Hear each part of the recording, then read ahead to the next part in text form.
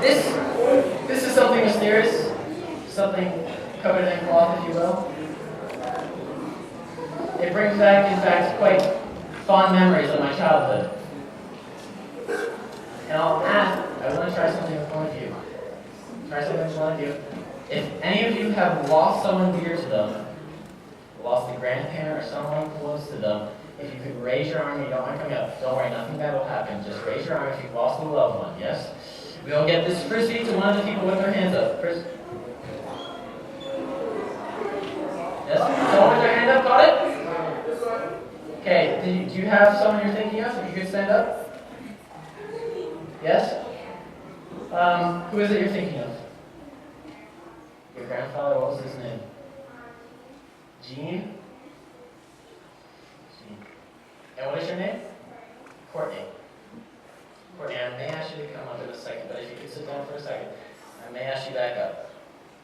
I want to explain what this is. I want to tell a story, actually.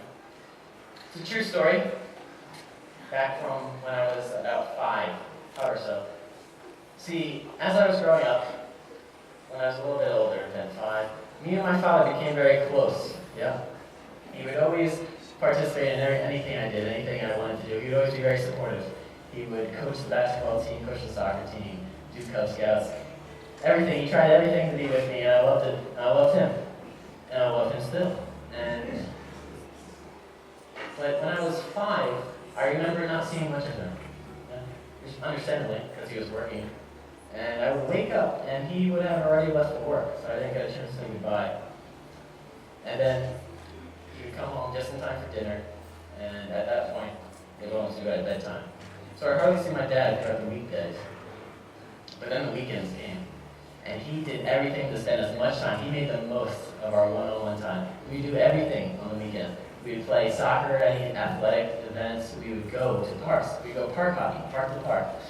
And probably my most fondest memory is when me and him would go searching in the backyard for bugs. We were bug hunting, you know. And we had these rocks, right? And I painted and colored and drew on some of them.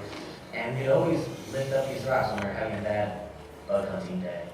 And we'd lift them up, and there'd be all these bugs, and it was fascinating. I loved it. I loved seeing all the bugs right under those rocks. It was one of the best times, and one of the most precious memories I have, going outside, searching for bugs with my dad. Yes?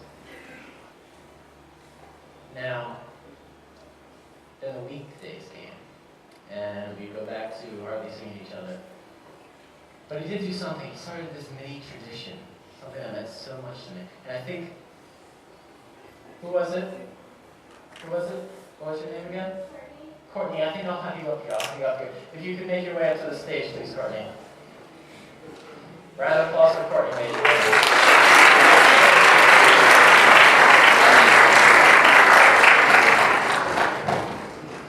If you could just sit down. Sit down here.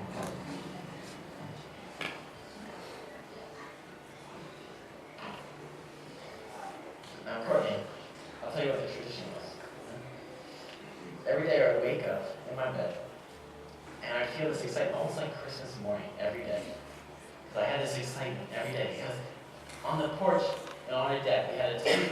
And every day, I'd wake up and run down the stairs, Christmas morning excitement, and I'd go right out to the deck, and I'd see the bucket. I see a bucket face down on the table.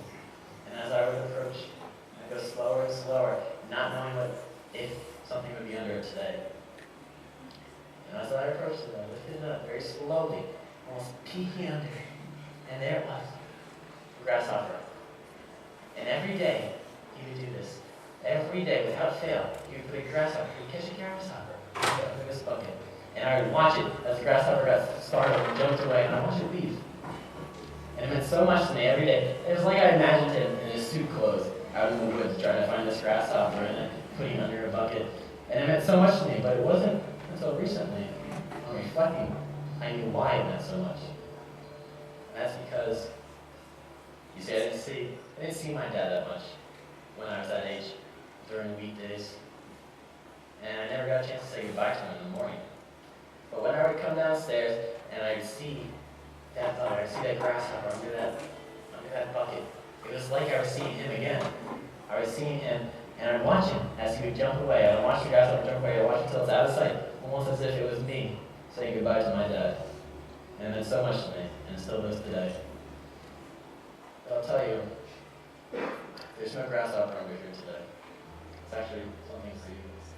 And if you could just slowly, from the bottom of slowly, if you could just lift it up. You see, a terrarium means something to me because when we first days of bug hunting here, I would put them in the terrarium and I would watch them. But as you learn, bugs aren't meant to be kept in a terrarium. No. They're meant to fly away. And you felt your grandfather, I guess. It's almost as if you can't contain an insect. They're meant to go. And if you notice, there's a bug. There's something in there. If you could undo the rubber band and reach inside, just take it out and put it on the table.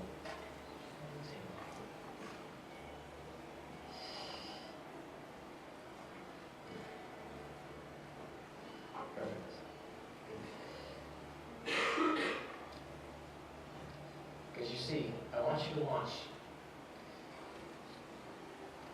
this butterfly and watch as it goes away.